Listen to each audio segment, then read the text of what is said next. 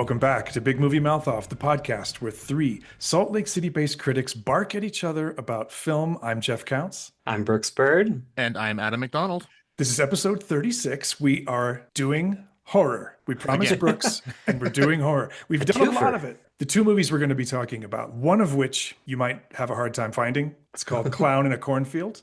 The other you won't have any trouble finding. It's the latest Final Destination movie, Bloodlines. We'll talk about both.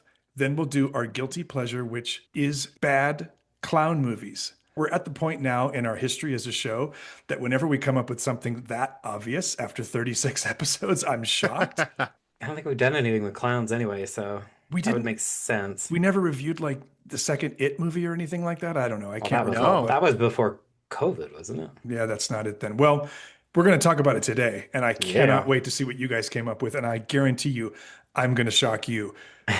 Let's get back to business. The first thing is Clown in a Cornfield. We should make Brooks do the synopsis for both of these movies, Adam, but thank you for being a good sport. You're going to do this one. Hopefully I can live up to the challenge. Before you try, let's listen to the trailer. They're really big on tradition around here. Every year, there's this parade where everyone gathers around a Friendo float. Friendo? It's the clown on all the Bay Pen corn syrup labels. He's practically a local legend.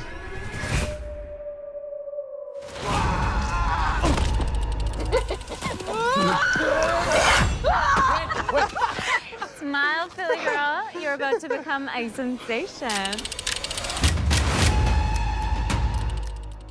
Adam, Clown in a Cornfield. All right. Well, it starts out kind of similar to some other films. We've got Quinn, played by Katie Douglas. Her mom passes away, so she and her father, Dr. Glenn Maybrook, played by Aaron Abrams, pretty much move into the middle of, again, podunk nowhere. It's a town surrounded by cornfields. The only source of income was the corn syrup factory that burned down.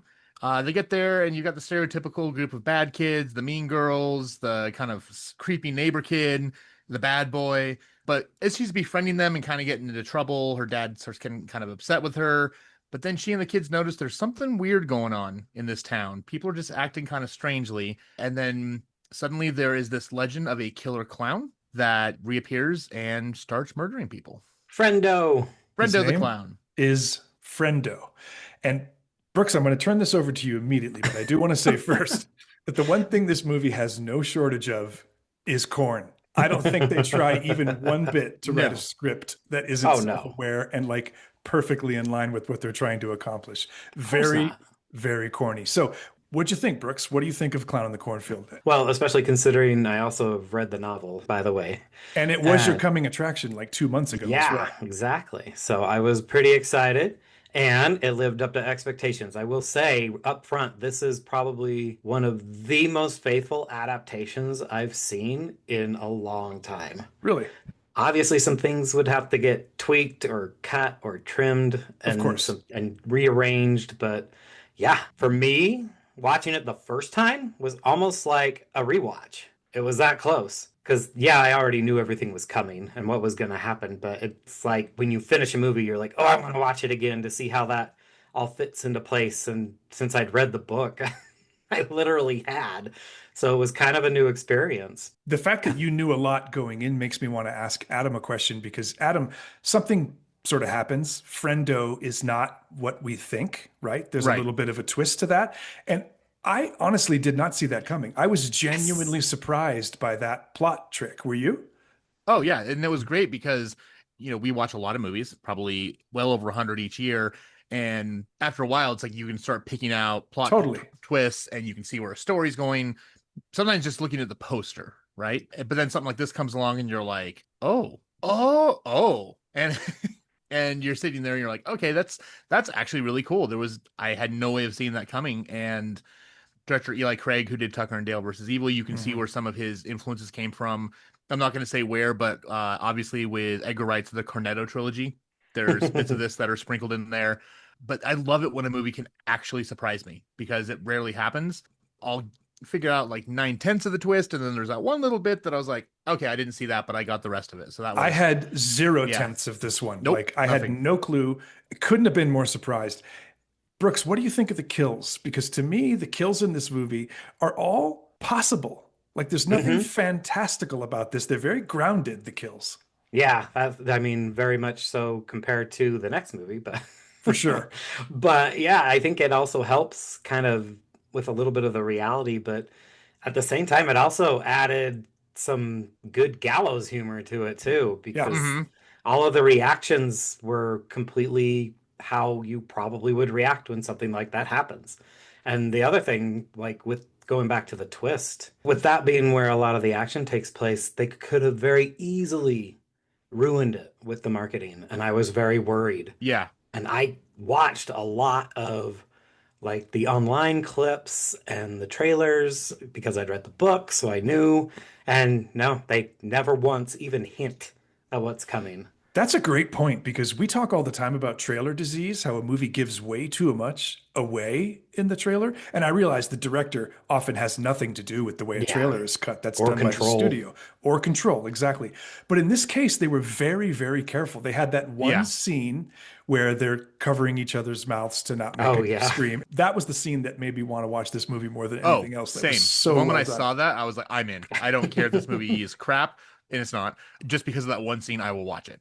There's two things I think a horror movie these days has to commit to, right? If it's going to be serious, they almost always have to kind of go religious. That's pretty common. If it's going to be funny, then you need to lampoon society in some interesting way, right? And I do think that this movie maybe a little too on the nose. I'll see what you guys think, but I do think it pokes fun at the American nostalgia that we are living through right now. This desire by many Americans to go back to a prior golden age in our history. That's at the heart of this. Do you think it was a little too on the nose, that particular social commentary? I feel like it may have been played out that way more so in the movie, and maybe because they kind of had to. I mean, you get the ending, you've got the killer or whoever's behind the madness, and they always have their monologue, Right.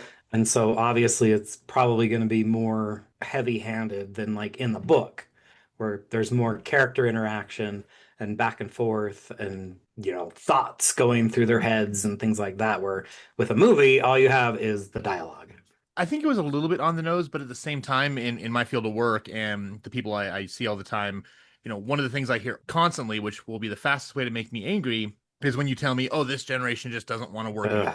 Right. Okay. No, you don't know how to lead them.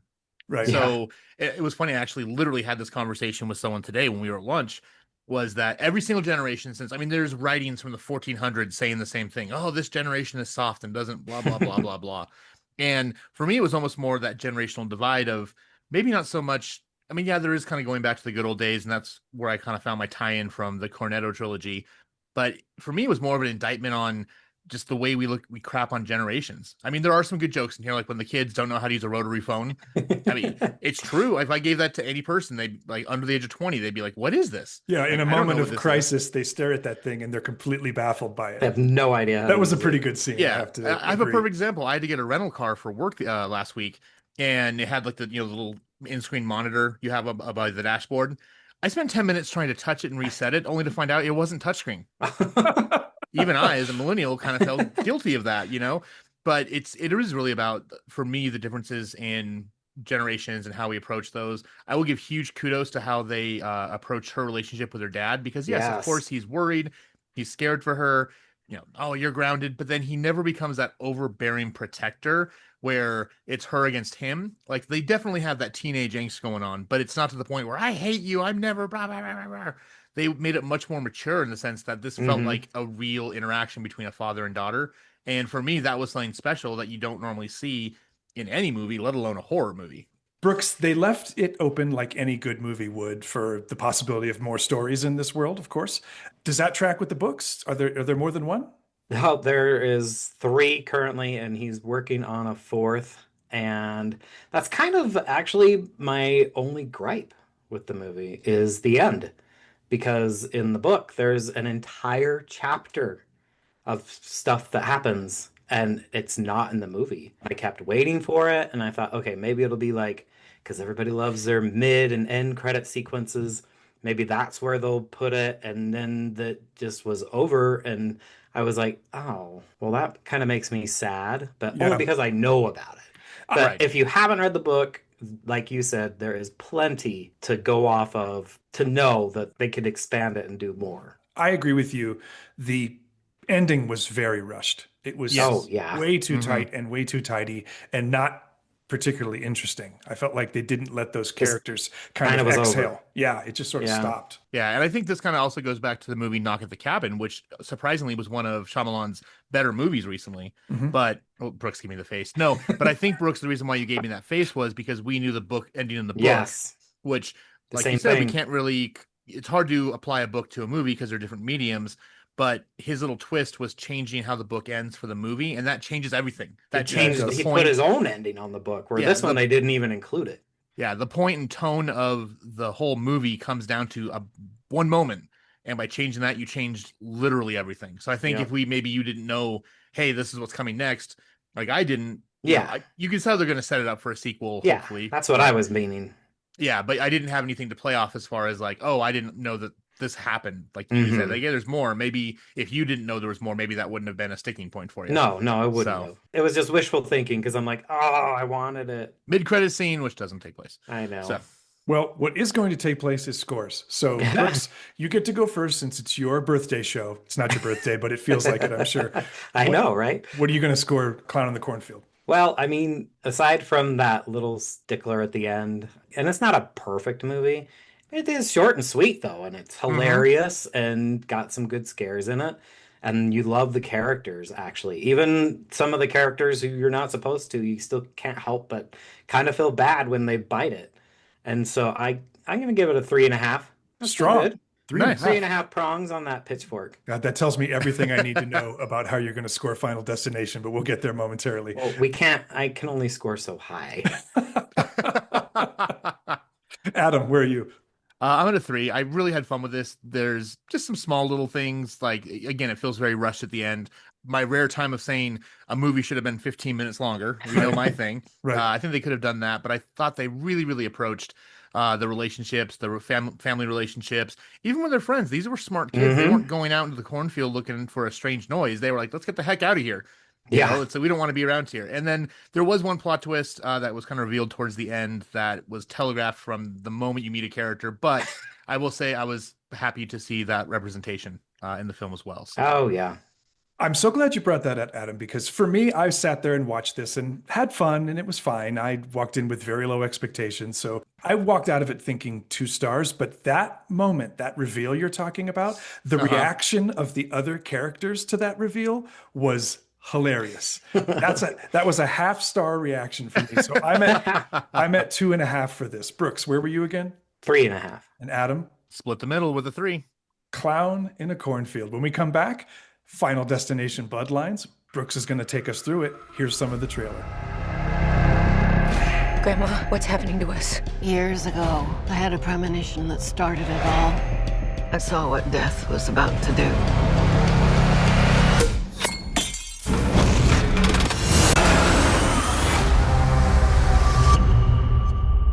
I saved a lot of lives that night. Everyone needs to get off the dance floor! Lives that were never meant to be saved. But death doesn't like it when you mess with his plans. Okay, Brooks, take it away.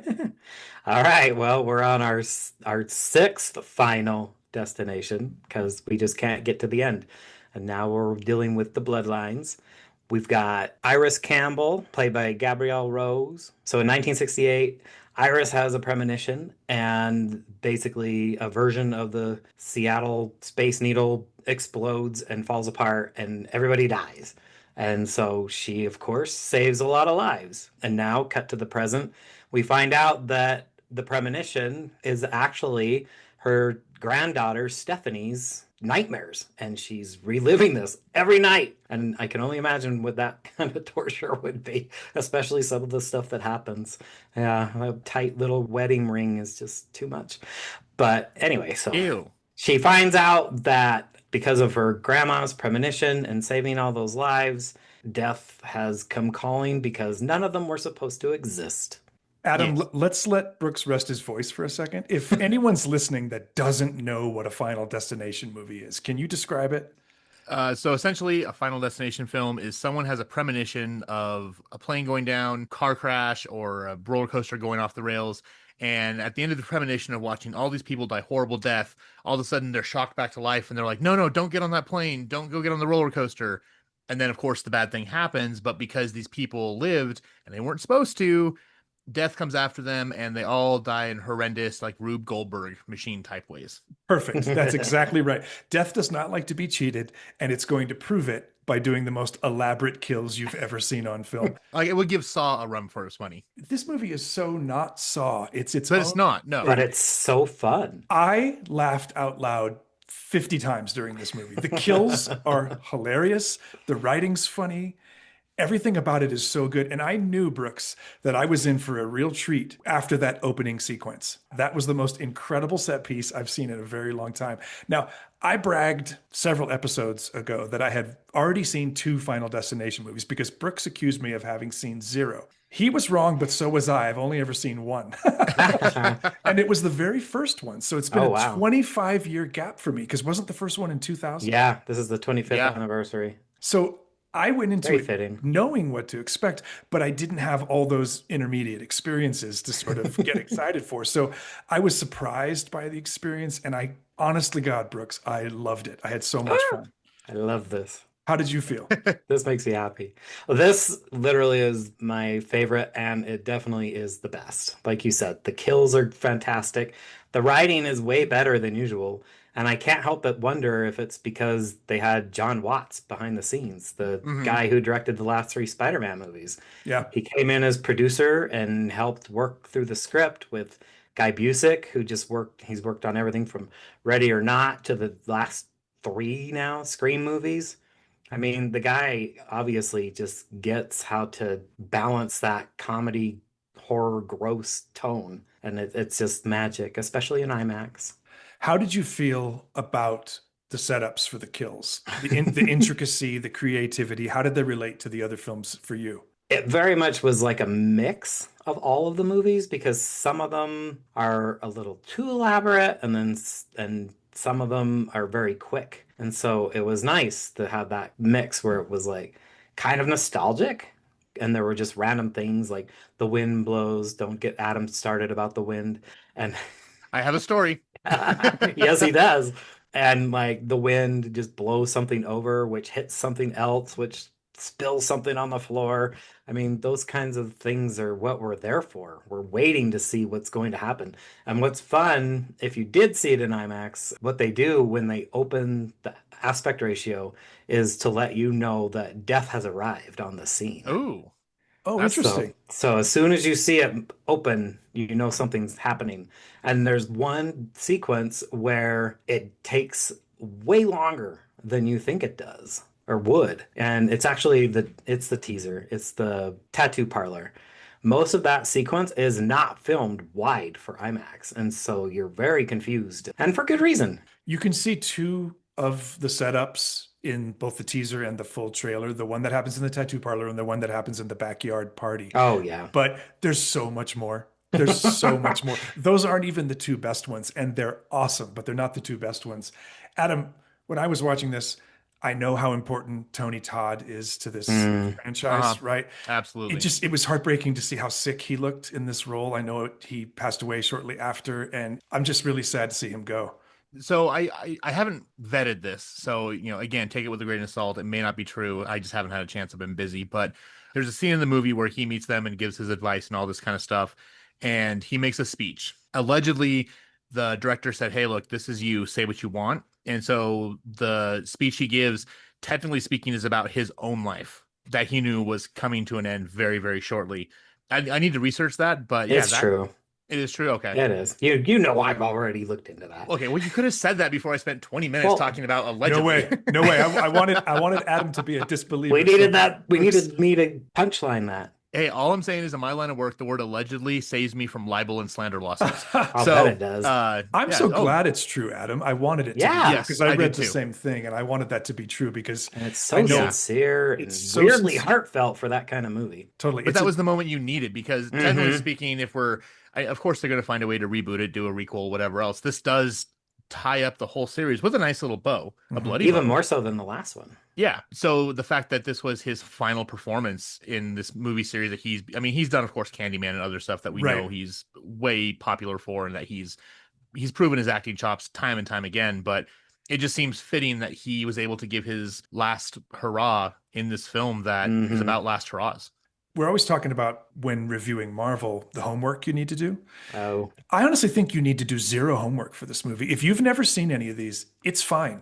Yeah. Walk in. I think the movie tells you enough about itself and its lore, not at the very top, but after that opening set piece is done. It's kind of like a cold open, that long thing. It's 25 minutes long. It's long for a cold open, but it's really long. It basically functions as one. After that, I think the movie teaches you about itself well enough. If you haven't seen any of the other ones, don't be scared. Go see this one. Start here if you want to. I mean, if anyone can say that, it'd be you, since all you've seen is the first one. Exactly. But, and I didn't feel lost for 1 second. Yeah, I mean, obviously there's a lot of so many things in this movie. Oh, I probably missed 100 things. Yeah, I'm probably one of very few who noticed, I'll bet, all of them. But anyway, I also rewatched all of them before this, so that's why we're so good, the three of us. You noticed all of them. Adam noticed half of them. I noticed none of them. I'm sure you got the balance. I'm sure you got the logs. But yeah, I mean, like the log. Everyone gets log, that. I did know the logs, and I did obviously logs and the airplane, and I know who Tony Todd was, of course. And because him, yeah. How could you not? But so this didn't feel final at all to me, Brooke. So there are going to be more of these? Well, considering it opened to $100 million worldwide, I guarantee there will be. Yeah. And as long as they keep making them more like this, I think that they can just keep on trucking. What is like the thing that they should do next, in your opinion? I'm going to give you a chance to be in the director's seat here. Like, what do you follow a story like Bloodlines with? I keep thinking it would be kind of fun, probably to start doing more standalone type entries.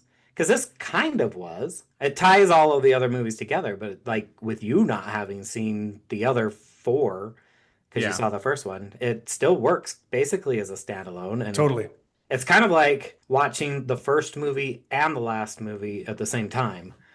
So from here, they could probably just do a bunch of standalones, which they all basically kind of are. Well, what about, Adam, the idea of a full reset? Like this kind of story, but just move in a different direction in terms of the lore. I think you almost would have to, because the one thing I love about movies is we always talk about world building. And this one makes its rules, it follows its rules, and it explains all the other movies.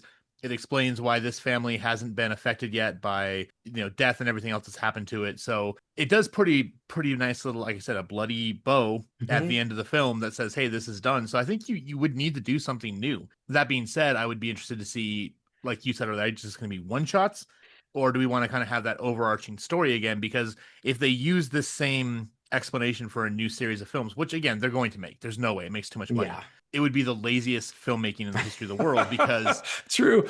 Yeah, this is done and over with. Let's go do something else. So I could definitely say they're going to reboot it somehow. They have to do it with the same kind of situation, Rube Goldberg machines of how people die. Oh, you have to do that. What I think would be fun and would probably force them to be way more creative is if you were to try, I mean, I know this starts in 1968, but to maybe go even further back with some characters to like another time period, make it like a period piece and have all kinds of weird things happen, say like in the 1800s or something. Go prequel. Yeah, but still maybe kind of standalone, but take it further back.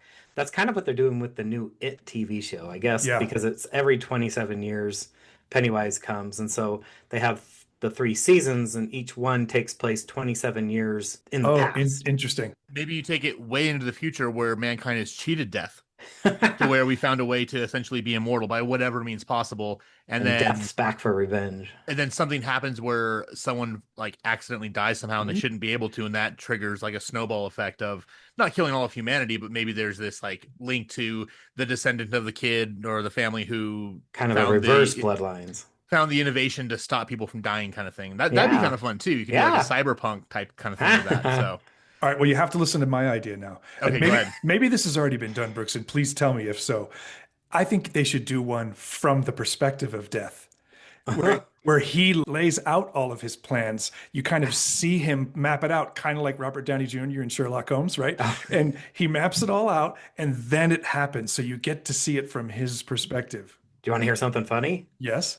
Literally today, I read an article, I think it was in Collider, that there's a theory that none of these people were supposed to die in the premonition, the accident that happens, and that they had the premonition in order to get out because they were going to die the other way. And if they had died, like, say, in the plane crash or in the tower, then death wouldn't have been able to do it. Oh, I see. You weren't supposed to die in this plane crash. You were supposed to die by a rake falling on a hose, which hits a bell. And you're supposed to get your head run over by the lawnmower. Interesting. Well, or the one of my funniest deaths in the thing. I'm not going to say what it is. It does involve a soccer ball. Oh my God. So funny. I laughed gloriously. And especially because they do it in one take. That was my favorite too. Absolutely. A lot of it anyway. All right. I think if you're listening, you can tell how much fun we had with this movie. We could go on and on for our ideas for the next one, but I think you've heard at least 3 pretty good ones here. So if the Final Destination people are listening, get in touch with us through the email address and we'll talk about royalties later. But all right, let's score it. Brooks, you get to go last this time. Adam, you be first. I'm at 3 stars again. I absolutely had fun with it. I love that it followed through on its world building. It didn't break its rules, which we see happen a lot of times with these kind of films. In this kind of situation, like, you gotta obviously have some CGI. Some of it was a little bit janky. It wasn't distracting enough to pull me out of the thing, but I was kind of like, yeah, you had a small budget. I get it. But they got really rushed. It got rushed, yeah. So there was some times where you're like, you could definitely tell that wasn't. It was because of the writer's strike. I actually watched something gotcha. today about that too, with one of the special effects guys. Gotcha. But I love the characters. They're endearing. You really do care about them. I think some of the stuff is a bit predictable. If you've seen one, you've seen them all, but it doesn't mean that you can't walk out with a big goofy smile on your face. And again, it's like the monkey was very recently this is Final Destination, but this actually is Final Destination just without the monkey. So if the monkey was kind of scratching your itch for these kind of movies, this one will 100% satisfy you. This movie puts the monkey to shame. They're not even in the same class as far as I'm concerned. I was excited for the monkey and then disappointed. I was not knowing what to think about this one and left very satisfied for sure. I'm also at 3 stars, Adam. I think it's excellent. I loved it. I would have probably been 4 if the ending had been as intricately paced as the beginning. I love the ending. I thought the ending was a little bit of a throwaway. I mean, I get how it works in terms of how the story needs to be. Yeah, and I get why. Of course. And again, one of those good Easter eggs. I know. But the opening sequence is so good, so rich with so much happening. The ending kind of just gets dashed off, and I was a little disappointed by that. So look, it's a small nit. I had such a great time. 3 stars for me. Brooks, say the shocking news of your score. What, my 4 wedding rings up? Yeah.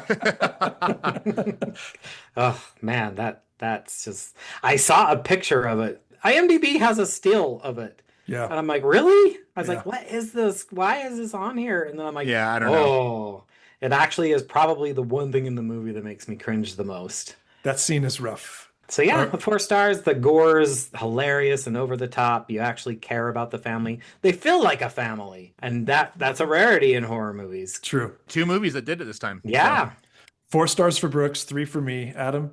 3. We loved it. Go see Final Destination. When we come back, we're going to harken back to the cornfield and talk about bad clown movies. This is our Guilty Pleasure segment. We'll be right back with you.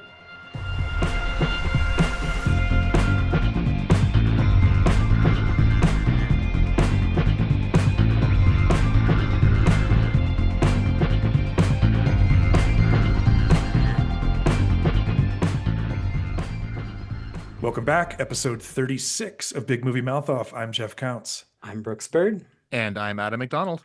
Guilty Pleasures, Clown Movie Edition. Brooks, hit it. Well, I mean, I looked up clown movies, and at first I thought about going with, is it Stitches or Clown? John Watts actually wrote and directed a killer clown horror movie.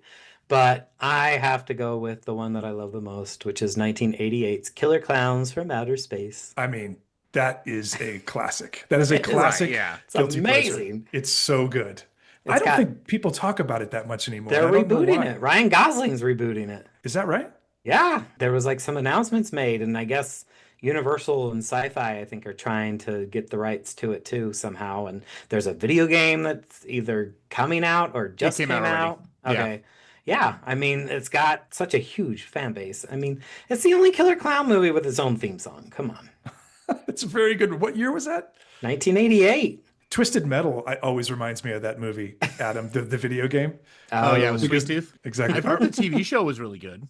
I never watched it, but I I haven't heard watched it really either. good things about I've heard it was so. fun. All right, Adam, what's your guilty pleasure? So mine, you have to travel back a bit. It's a little bit newer than Brooks's, but mine is 1997's Spawn. Oh, Interesting. John Leguizamo. Spawn, the TV series. Ooh. So Never seen it. So the movie's But I know that character. Yeah, and John Leguizamo does a brilliant job as the clown. However, that same year, HBO, and they're going back to HBO Max now, so you can check it out there, did a 3-season, almost animated Spawn series that was very, very faithful to the source material. So it's bloody, it's violent, it's gory, it's nudity and sex and all of the things we know and love from comics.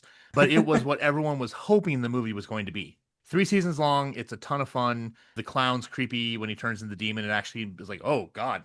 My only complaint is that it did only get 3 seasons. So it leaves us on a really big cliffhanger. So if you read the comics, you know where it's going, but it just scratches the itch for all that supernatural horror. And I can't recommend it enough. So it's not a guilty pleasure. It's one of the ones that no one knows about that I think everyone should go see. It's on Max right now. Yes, it is on Max. I looked it up before we started recording. I just looked it up.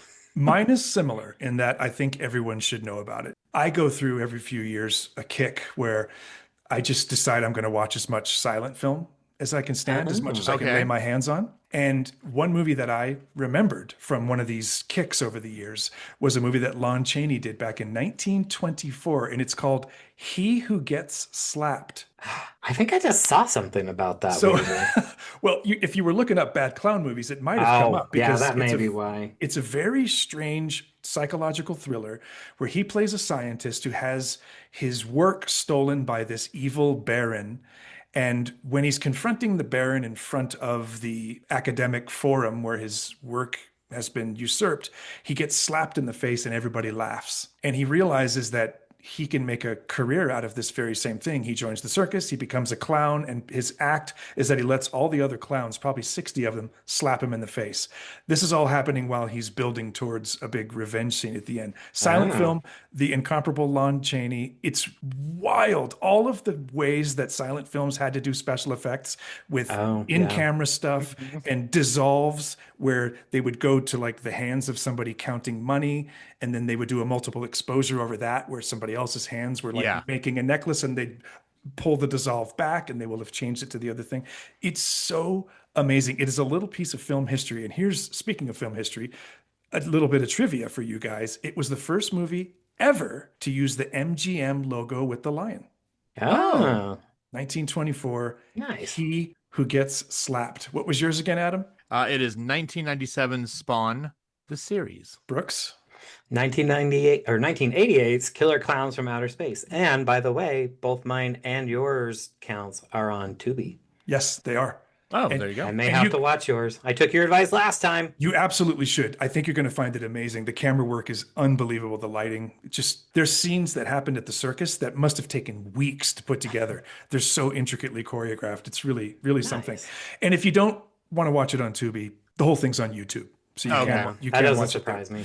All right. Real quick, coming attractions. I'll go first because I learned that Guillermo del Toro is making a Frankenstein movie with Oscar Isaac, with Jacob Elordi, the guy that didn't want to be Superman. It's got an amazing cast. It looks really cool. There's no trailer yet, so I'm a little nervous when they say 2025 because with no trailer, there's pictures. They've been releasing images and stills. There are stills, but I would think by now we'd see a trailer if it had a fall release. But I'm still hopeful that it happens this year. Or at least a teaser.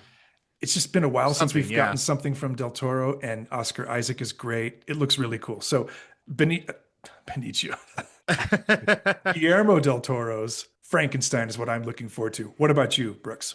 So mine's kind of out of the blue, but it won't be to some people. But I think I'm just very excited for the hell of a summer tour from Ice Nine Kills. Yay! That's we have what tickets. I'm excited for more than anything in the world. I scooped Brooks on an Ice Nine Kills. I was driving to work and I got. I was in the pool. You still did though. Yeah, you still did because I was driving to work. What's funny too, real quick, is that my phone would not connect to my car. And so usually on the drive to work, that's what I listened to. And I couldn't. So I got stuck listening to the radio. Your text came through and I was like, is this what it feels like to have a panic attack? I need to get to work. I got to buy tickets. Well, no one can see this because it's an audio medium, but Brooks is wearing one of the 15 Ice Nine Kills shirts he bought in the last month. 15? They all came to my house. Oh, okay. Yeah. There we go. Yes. In the last month. Adam is my own personal P.O. box. I am, yes. Adam, what are you looking forward to? So I got to do a twofer. So this one is just a quick shout out. So a week ago, Copper Hills High School has a film class, and they invited some members of the Utah Film Critic Association to see their film, their final project, Whispers, up on stage at in the big screen at Fat Cats. It's already done as a limited engagement, but they will be posting it on their YouTube channel next month in June. The fact that this was a high school project, like I was sitting there with some friends and I was like, this is better than a lot of the stuff I see at Sundance. Obviously, you know, it's amateur students doing things, but like the director, for instance, there are scenes where she changes the aspect ratio. I'm like, you wouldn't expect like a first-time director to ever do this. So yeah, the film is called Whispers. True. It should be on their YouTube channel next month. So Copper Hills High, check them out. It was really, really cool. Great experience. But my coming attraction, I literally just found out about today. We all know I'm an A24 simp, except for a couple movies like Friendship, which wasn't good. It was just a tweet saying that A24 and Alex Garland are teaming up to do the movie adaptation of the video game Elden Ring, which is one of the biggest video games of all time, definitely the last 5 years. That's honestly too many good things for my brain to contain. I know, in right? one place. It's going to be your Nightmare Before Christmas for me. Where all it's you had too to many say, things, and then you're not going to like it. Yeah, all you had to say was A24. I'm in. All you had to say was Alex Garland. I'm in. And if you said Elden Ring, I would be in. It's too many good things. Yeah, and Elden Ring already has such a great story. I mean, like the other Dark Souls games, that it's kind of in that same universe, same developer. A lot of the story is told through reading runes and looking at your weapons and kind of following the histories. So one thing I hope they do, though, I really, really hope that this story they tell the movie is the story leading up to the game, because I want to see that world building and that history. And that would be cool. These characters that you're fighting in the main game, like where they came from. So that would be more interesting. But either way, Alex Garland, A24, I mean, they can do anything they want and I'll be there. So I think that was the most surprising news I've seen in a long time, because that was definitely not on my bingo card. Say what it was again? It is A24, Alex Garland directed Elden Ring. And Brooks, yours was? Ice Nine Kills Hell of a Summer Tour. And I'm looking forward to Guillermo del Toro's Frankenstein, which is coming out. I don't know when. Stay tuned. Well, Brooks, I hope you're happy. Not only did we do 2 horror movies, but I really liked both of them. Yeah. You're coming around. I'm coming around. We'll get you. Well, there's going to be a lot more of it this year. I'm sorry that we were 3 weeks this time. Sometimes the screening schedule just gets in our way and we have to work around that. But it's great to be back with you guys. I'll see you soon. Until then, I'm Jeff Counts. I'm Brooks Bird. And I'm Adam McDonald. Thank you for being with us.